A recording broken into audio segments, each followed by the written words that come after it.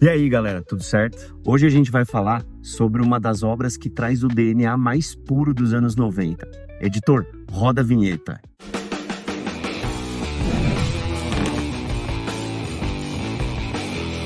Fala, galera. E aí, tudo em ordem? Dan Cunha na área, sim. Estamos de manhãzinha aqui. Eu já vou preparar um ambiente para a gente trocar essa ideia. Mas hoje a gente vai falar de algo que vem diretamente dos anos 90, mais precisamente 1993. Steven Spielberg já era um diretor renomado e ele estava preparando ali pra gente algo que seria uma referência da cultura pop até hoje. Dinossauros sempre estiveram no imaginário de maior galera dos anos 90, acredito eu. Existiam muitas referências de dinossauros, mas até então nenhum filme que realmente valesse a pena. E para ser sincero, nunca mais houve nenhum filme igual do gênero. A tecnologia evoluiu e por mais que a nova trilogia ou a tentativa de fazer renascer Jurassic Park trouxe para nós personagens que estavam no nosso imaginário, que eram esses dinossauros, de maneira viva. De maneira, aliás, muito viva. Mas se assim como eu, você é fã de Jurassic Park, o original, então fica aí que eu tenho certeza que esse vídeo é para você. Antes disso, galera, eu vou pedir para vocês deixarem o like aqui no vídeo, porque isso está ajudando demais o nosso canal, se inscrever no nosso canal, beleza? E já ativar o sininho das notificações. E se você vai fazer tudo isso, aproveita e dá uma corridinha lá no Instagram. Nosso Instagram é @canal_resenhageek. Lá a gente tem conteúdo nostálgico todos os dias e aqui no YouTube a gente tem conteúdo novo todas as quartas-feiras ao meio-dia.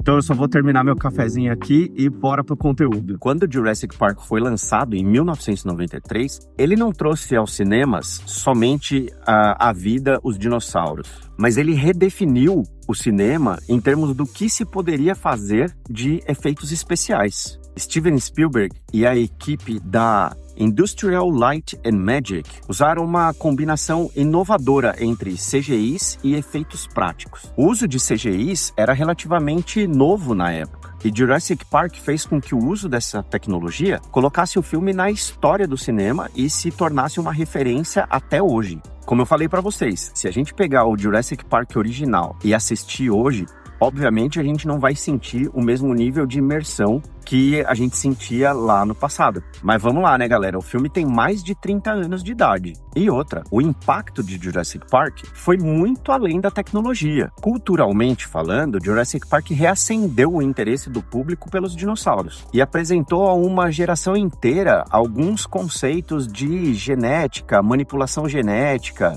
clonagem e possíveis artimanhas da natureza para que as coisas tomem o jeito, tomem o rumo que a natureza deseja e não que o ser humano, com suas modificações, quer. E com certeza, até hoje, Jurassic Park é uma referência da cultura pop, é uma referência dos cinemas, mas principalmente é um filme prazeroso de se assistir. Porque apesar dessa tecnologia toda, apesar de todos os conceitos que eu comentei aqui com vocês, ele tem uma narrativa muito cativante. E o legado de Jurassic Park, ele se estende por conta da produção de um blockbuster, sem dúvida nenhuma, mas vai até a forma como os dinossauros são representados na mídia até hoje. Nos anos 90, várias conversas sobre ciência estavam super em alta. A chegada dos anos 2000, como a gente viveria, quais seriam os avanços tecnológicos que ajudariam na nossa vida. Quem aqui se lembra de todo mundo imaginando na virada dos anos 2000 que a gente tivesse carros voadores, por exemplo? E uma das grandes especulações que havia lá nos anos 90 se dava em cima do desenvolvimento de tecnologias de clonagem e modificação genética. A ideia de clonar dinossauros através de DNA geneticamente modificado e mantido em seivas da árvore ou no âmbar da árvore, como o filme dizia, era muito convincente. E isso fez com que o público realmente conseguisse acreditar que era possível trazer de volta os dinossauros à vida. No filme, havia também uma discussão sobre a ética em se fazer o que o filme propunha que fosse feito. O famoso brincar de Deus permeia toda a história e tem falas super convincentes também. Uma famosa, inclusive, do Ian Malcolm, que diz o seguinte: seus cientistas estavam tão preocupados em saber se podiam que não pararam para pensar se deviam. Isso com certeza reflete uma crítica muito grande a todo o movimento que estava acontecendo na época para que essas tecnologias fossem desenvolvidas. E de fato foram, a gente viu vários experimentos aí acontecendo ao longo de todos os anos, mas atualmente a modificação genética é uma tecnologia viável. Ela não é uma tecnologia, obviamente, difundida, mas ela já se tornou viável. Ou seja, mesmo hoje, com o avanço da biotecnologia, a discussão ainda é relevante. São mais de 30 anos. A gente está num momento da história em que a ciência permite a modificação genética de seres humanos, por exemplo. Criar organismos modificados e, por que não, trazer de volta dinossauros. Mas é engraçado, porque mesmo depois de tanto tempo, não é todo mundo que tem o conhecimento de que Jurassic Park não é uma obra original de Steven Spielberg. Na verdade, Jurassic Park é uma adaptação de um livro de mesmo nome de um autor chamado Michael Crichton, publicado em 1990. Esse livro foi um best-seller, mas ele não chegou a ser vendido em todas as partes do mundo antes do lançamento de Jurassic Park. E a Universal acabou comprando os direitos de adaptação dessa história. A compra não foi simples e foi uma compra milionária. Obviamente, não é nada comparado ao que Jurassic Park conseguiu arrecadar ao longo da sua história. Mas a compra foi milionária, foi mais de 1,5 milhão pago pela Universal e houve concorrência entre os estúdios. Então, por exemplo, a Warner, a Columbia, a Fox estavam todas interessadas em trazer para si próprias o direito de adaptação dessa história para os cinemas. Mas a pergunta é, livro e filme são comparáveis? E a resposta não é tão simples, porque apesar deles partirem da mesma premissa, existem diferenças que acabam mexendo um pouco na história. No livro, John Hammond é uma figura muito mais sombria e manipuladora, disposto a sacrificar tudo para que o seu parque funcione. Ele tem aquele estereótipo de empresário que está disposto a fazer tudo para que a sua ideia dê certo, sabe como é que é?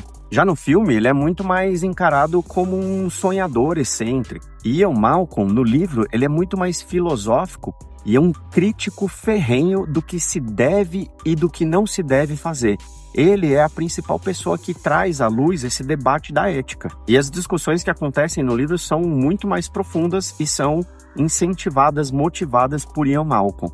Ian Malcolm, no filme, ele já é meio um bobão, assim, meio que aquele alívio cômico do filme. A morte de personagens também é diferente. No livro, John Hammond, acredite, morre de maneira cruel. Enquanto no filme ele sobrevive e na realidade se perpetua aí por toda a franquia de Jurassic Park. No filme ele se perpetua e apesar dele não viver durante todos os episódios da franquia, vamos dizer assim, né, cada um dos filmes, ele é sempre citado, mas eles também têm fins diferentes. Eu diria o seguinte, a violência e o perigo no livro são muito mais intensos. Até porque o livro ele é livre, né? Ele tem um formato muito mais livre para interferir direto na imaginação das pessoas que estão consumindo aquele conteúdo.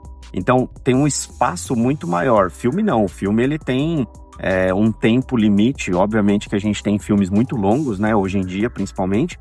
Mas ele tem um certo tempo limite. Acho que talvez uma adaptação melhor, atual que a gente tem, seria transformar Jurassic Park, por exemplo, numa série. E até as duas crianças, né, o Tim e a Lexia, eles são diferentes no livro, porque as idades são invertidas. Então, o Tim é o mais velho e a Lex é a mais nova. Mas o que eu quero dizer é que essas diferenças todas, na realidade, elas refletem uma necessidade de Steven Spielberg em adaptar o livro, né, a história do livro para os cinemas e tornar ela mais atrativa, mais palatável para o público que ia consumir. Eu acho isso ótimo na realidade, porque isso, na minha opinião, é respeitar o espaço que cada canal de distribuição dá para aquela série, para aquele enredo, para aquele texto. E Jurassic Park, o filme, foi uma verdadeira mina de ouro, pessoal. Falando de números, o orçamento na época foi de 63 milhões. Se a gente corrigir esse orçamento para os dias atuais, de acordo com a inflação, a gente está falando de mais ou menos 132 milhões. Para dar uma referência para vocês, Deadpool e Wolverine teve um orçamento de 200 milhões. E daí, eu não tô tirando o mérito nem de um e nem de outro, mas eu tô dizendo para vocês que com 132 milhões, o que foi feito com Jurassic Park foi uma verdadeira mágica. No primeiro fim de semana de exibição do filme lá nos Estados Unidos, ele arrecadou na época 47 milhões, o que seriam hoje 125 milhões. De novo, fazendo uma comparação com Deadpool, Deadpool arrecadou no seu primeiro fim de semana doméstico 205 milhões. Mas Deadpool tem todo o respaldo da Marvel. Foi uma obra que foi muito querida, foi muito esperada nos cinemas. Jurassic Park, por sua vez, foi um azarão, vamos dizer assim. Obviamente, tinha muita qualidade de produção, Steven Spielberg envolvido, mas foi uma primeira tentativa, não existia um legado antes dessa obra. E durante todo o tempo de exibição do filme nos cinemas, pasmem, Jurassic Park arrecadou em bilheteria 2,6 bilhões de dólares, permanecendo como o recorde de bilheteria até o lançamento de Titanic em 1997. 1997, inclusive, ano em que o segundo Jurassic Park foi lançado. Mas por que será que os filmes sucessores não tiveram o mesmo nível de sucesso? Ou, eu não sei vocês, mas eu tenho essa perspectiva, ou eu tinha essa perspectiva antes de estudar o tema para vocês aqui, de que os filmes sucessores não tinham tido o mesmo efeito, não tinham tido o mesmo sucesso, ou pelo menos não na bilheteria. Agora, olha só que interessante. O sucesso do primeiro filme, ele foi baseado em vários aspectos. Primeiro, tinha um impacto sobre a novidade. E sim, a publicidade de Jurassic Park foi massiva na época. Eu me lembro de coisas, inclusive, depois do filme ter saído dos cinemas, porque a capinha do VHS, né, a caixinha do VHS, era completamente diferente de todas as outras que existiam na época. Era uma caixinha toda entalhada, como se fosse um pedaço de pedra com um fóssil de um dinossauro. Então era animal a caixinha. Os efeitos especiais e a direção magistral de Spielberg também foram diferenciais. As sequências, por outro lado, elas começavam a depender muito mais de nostalgia. E principalmente o roteiro, que era muito bem construído do primeiro filme, foi deixado para trás. Então, na realidade, o que importava nas sequências eram mais situações de conflito entre seres humanos e dinossauros, porque isso fazia parte do imaginário das pessoas, né? Depois do primeiro filme, muitas cenas começaram a ser imaginadas, como, por exemplo, cenas de pterodátilos que, se eu não me engano, vieram só no terceiro filme. E com isso, a profundidade da história começou a ser esquecida e a coisa ficou muito mais simplista. Eu comentei com vocês, né, que há uma tentativa de resgate da franquia Jurassic Park, ou melhor dizendo, desse caça-níqueis, vamos dizer assim. Mas de 2015 para cá, ou seja, passados alguns bons anos desde o lançamento do terceiro filme, houve o lançamento do quarto filme, ou o ressurgimento da franquia, que passou a se chamar Jurassic World. Essa franquia considera tudo o que aconteceu na primeira fase de Jurassic Park. Ou seja, o parque existe, todas as premissas existem ali. O roteiro até que não é dos piores, mas existem muitas cenas forçadas, como, por exemplo, aquele ganho de confiança entre Owen e um Velociraptor chamado Blue, ou uma Velociraptor. Mas mesmo assim, galera, olha só que bizarro.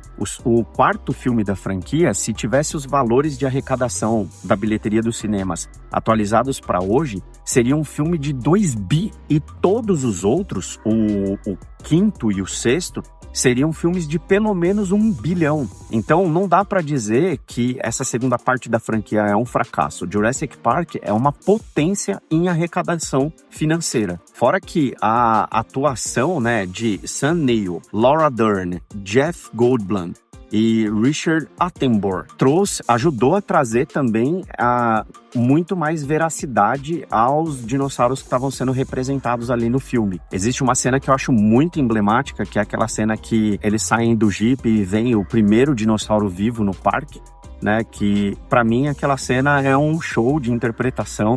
Hoje a gente assiste e percebe que ela tá cansada, percebe que ela poderia ter sido melhor, mas na época foi um sucesso. Inclusive, foi uma das cenas em que mais publicidade foi criada, e existe um meme até hoje. É muito esquisita a sensação da nostalgia, galera, mas tudo isso junto me faz sentir criança de novo quando eu assisto Jurassic Park. Quando eu fui criança, eu perdi as contas de quantas vezes real eu assisti a esse filme. Todas as vezes que eu ia na locadora, eu já tinha um combinado com a minha avó queria que eu alugasse outros filmes para poder assistir outros filmes, e eu queria sempre alugar Jurassic Park. Então toda vez que eu ia na locadora, eu pegava um filme de uma outra, um filme qualquer, e Jurassic Park para assistir, e o primeiro filme que eu colocava no VHS quando eu chegava em casa era Jurassic Park. Então é um filme pelo qual eu tenho um carinho gigantesco, faz parte da minha infância e me fez cultivar esse imaginário de vida dos dinossauros de uma maneira muito mais viva, de uma maneira muito melhor. Eu sou muito feliz com esse vídeo. Mas aí, me conta vocês, o que vocês acham sobre Jurassic Park? Ele foi tão relevante assim pra vocês? Ou isso é uma coisa da minha cabeça, é uma coisa que eu pirei aqui? Deixa aí nos comentários que a gente tá ansioso pra continuar essa resenha com vocês, beleza? E se você chegou até aqui e ainda não deixou o like, ainda não se inscreveu no canal, eu conto com você. Então se inscreve no nosso canal, deixa o like no vídeo aqui, comenta, compartilha com os amigos e tudo mais. Nosso canal voltou a crescer e a gente tá super feliz com isso, beleza, galera? Então, eu acho que eu vejo vocês no próximo vídeo. Falou, fui!